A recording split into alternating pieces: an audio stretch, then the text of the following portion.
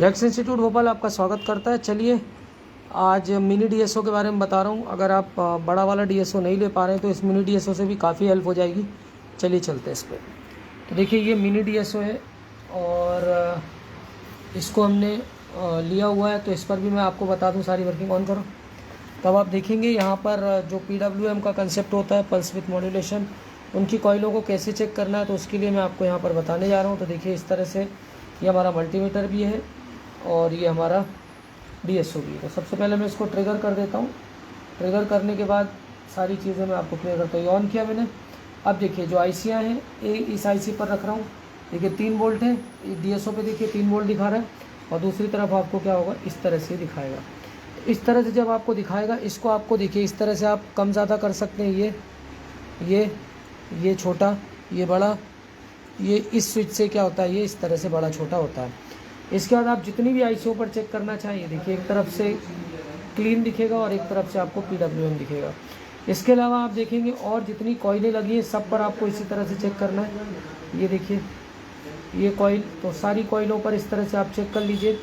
आपके पास अगर डीएसओ नहीं ले सकते तो आप छोटे डीएसओ से काम कर सकते हैं। इसके अलावा देखिए लैपटॉप चालू है, चालू लैपटॉप पे ही मैं सारा काम कराता हूँ। सारी चीज़ें आपको लाइव चालू लैपटॉपों पे ही प्रैक्टिकल, डेड लैपटॉप को ऑन करके फिर हम काम करना सिखाते हैं, तो वो सारी चीज़ें। इसके अलावा देखिए यहाँ पर डेटा और क्लॉक का कंसेप्ट भी आप देख पाएंगे। तो ये मैं इसको लगा रहा हूँ, ये देखेंगे आप। अभी हम इसमें बैटरी लगाएंगे, फिर मैं आपको ये सारी चीज़ें दिखाता हूँ। 3 वोल्ट दिखा रहा है, ठीक है। अब हम इसमें बैटरी लगा लेते हैं और फिर मैं आपको सारी चीज़ें इसके आगे डीएसओ पे दिखाता हूँ कैसे आपको देखना है। इसको हम हटा लेते हैं और हम ये बैटरी को लगा देते हैं।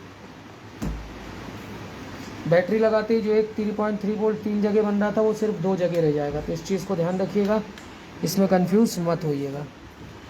बैटरी लगाते समय भी सावधानी बरतनी है। ज़रा सी भी गलती में आपका बोर्ड क्या हो सकता है, ख़त्म हो सकता है। तो इसको भी बहुत सावधानी से काम करिए आप। ये मैंने लगा लिया इसको। अब मैं एडाप्टर को लगा देता हूँ। अब देखेंगे जैसे ही आप एडाप्टर लगाएंगे इस पे इंडिकेशन आना चाहिए चार्जिंग का। ये हमने इसका एडाप्टर लगा लिया है और आगे चलते हैं हम।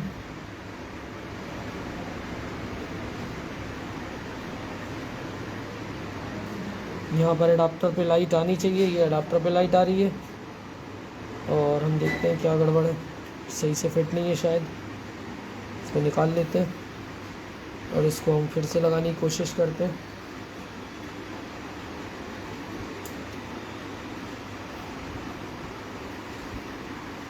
ये लग चुका है प्रॉपर। आगे चलते हैं। ये देखिए लाइट आ चुकी है, प्रॉपर बैटरी फिट नहीं थी। यहाँ पर भी मैं आपको दिखाता हूँ, ये 5 वोल्ट आ रहा है।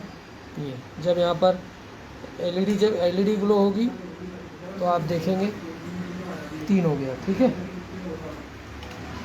सब चीज़ें दिखाओ ना भाई।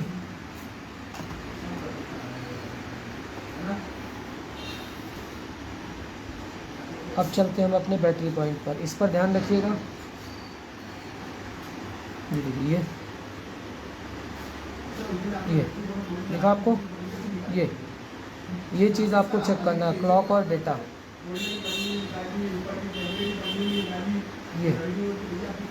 ये आपका क्लॉक और डेटा। और मल्टीमीटर यहाँ पर सिर्फ क्या दिखाएगा, 3 वोल्ट दिखाएगा, आप देख पा रहे होंगे, ठीक है। तो क्लॉक और डेटा के लिए आपको डीएसओ चाहिए ही चाहिए। अब देखिए सिर्फ 2 पिनों पर 3 रह गया है, बाकी सब पे हट गया। इसके अलावा चार्जिंग वोल्टेज आए होंगे बैटरी के, तो वो भी आप देख सकते हैं। देखिए 11 वोल्ट आ रहा है, तो इस पर भी दिखाएगा। अब देखिए, अब मैं आपको एक चीज़ दिखाता हूँ कि जो वोल्टेज है उसमें ग्लिच है क्या, वो अगर आपको चेक करना है। अब जैसे आप ग्लिच है तो वो वोल्टेज भी क्या करेगा, ग्लिच में दिखाएगा। जैसे आप इसको रखते हैं, अच्छा अभी ऑन नहीं, सॉरी। तो ये आपने देख लिया, बैटरी का क्लियर हो गया तुम लोगों को। अब मैं इसको ट्रिगर ले रहा हूँ। ऑन करने के बाद अब आप देखिए, अगर आपका वोल्टेज, ये देखिए ये अगर वोल्टेज में कोई ग्लिच है तो यहाँ पर क्या होगा, ये डाउन सा दिखाने लगेगा, ठीक है, नीचे की ओर आएगा। तो वोल्टेज मतलब क्लियर नहीं है। अब देखिए 3.3 वोल्ट जो बनना चाहिए, ये बन रहा है और बीच बीच में देखिए क्लॉक और डेटा क्या हो रहा है, दिख रहा है आपको। ये चीज़ आपको अच्छे से चेक करना आना चाहिए, तो ये चीज़ बहुत ज़रूरी है। और देखिए प्रॉपर तरीके से अभी क्या हो रहा है, चार्ज होता है तो इंडिकेशन भी इसमें आ जाता है। तो इस तरह से आपको सारी कॉइलों को चेक करना होता है कि क्या स्थिति है। अब जब मैं इसको बंद करता हूँ तो देखिए कॉइलों पर जो वोल्टेज है, ये देखिएगा, ये बंद कर रहा हूँ मैं,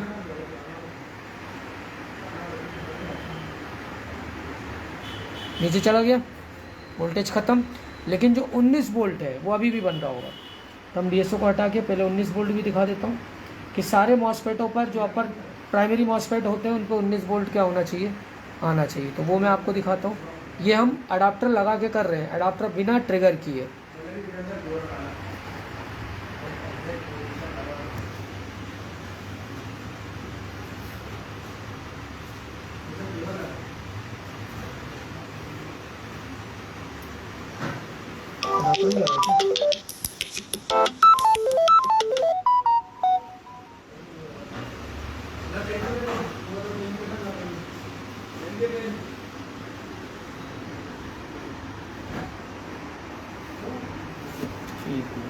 इसको बंद करके प्रॉपर शायद इसमें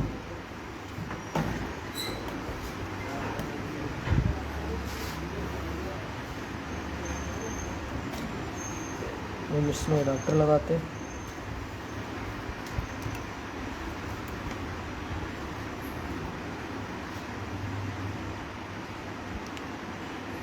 अब हम चेक करते हैं।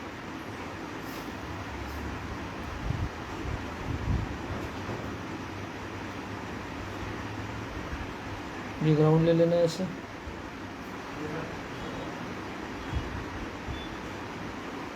ये देखिए कम दिखा रहा है वोल्टेज।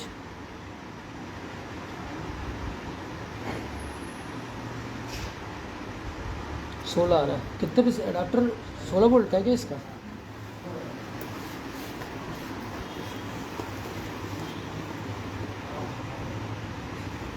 ये देखिए 16 17 कम दिखा रहा है इस पर। तो आपको जितने प्राइमरी मॉसफेट है अकॉर्डिंग टू अडाप्टर 15 18 19 इस तरह से वोल्टेज आ जाना चाहिए। और ट्रिगर करने के बाद सारी कॉइलें क्या होनी चाहिए, एक्टिव होनी चाहिए। ये ऑन करेंगे, ऑन करते ही क्या होना चाहिए, जितनी भी कॉइलें हैं वो सब क्या हो जाना चाहिए। देखिए डिस्प्ले आ चुका है। और अब हम कॉइलों पे जब चेक करने जाएंगे तो कॉइलों पर क्या हो जाएगा, देखिए आप 1.8 1.8 और इस कॉइल पर आप देखिए 3.3। और चलते हैं आगे। और इन मॉसफेटों पे भी, वो मॉसफेटों को तो हमें चेक नहीं करना, करा ही दिया मैंने आपको। इसके अलावा यहाँ पर है 19 वोल्ट, ये 16 ही से चल रहा है, 16 का अडाप्टर लगा हुआ है। ये देखिए दिख रहा है आपको, ये बैटरी वाला है। तो अभी कौन सा चल रहा होगा, ये ठीक है। 18 वोल्ट यहाँ से पास होके CLR से फिर आगे सारे कॉइलों पर क्या आना चाहिए, वोल्टेज आपको मिलना चाहिए। तो इस तरह से आपको सारी चेकिंग इसमें करनी होती है कि जितनी कॉइल्स लगी उन सब पर आपको क्या करना होता है, इस तरह से सारे वोल्टेजेस चेक करने होती है कि क्या स्थितियाँ बन रही हैं। ठीक है, तो ये आपको इस तरह से, ये देखिए यहाँ भी 15 आ गया। इसके अलावा 3-5 के वोल्टेज बिना ट्रिगर किए, अब इसको मैं बंद करके आपको 3-5 के वोल्टेज भी चेक करा देता हूँ। किसी किसी में सिर्फ 5 बनता है, किसी किसी में 3 बनता है। कॉइल वोल्टेज, LDO वोल्टेज, सारी चीज़ें 3-5 IC पे आपको देखना आना चाहिए। तो हम सबसे पहले 3 और 5 को ढूंढ लें, कौन सी कॉइल लगी हुई है। 3 की कॉइल, 5 की कॉइल दिख गई। और इसकी IC पर डायरेक्ट क्या जा रहा होगा, 19 वोल्ट। जो चार्जिंग जो 3-5 IC उस पर क्या जा रहा होगा, 19 वोल्ट जा रहा होगा। या 16 वोल्ट का अडाप्टर है तो 16 वोल्ट जा रहे होंगे, वो भी हमें ढूंढना पड़ेगा।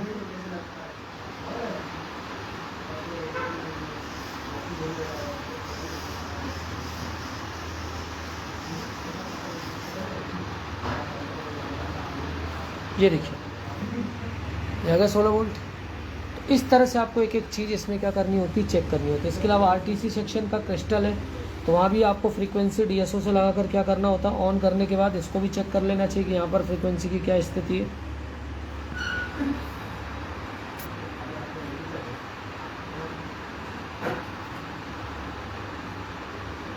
इसको ट्रिगर करते हैं।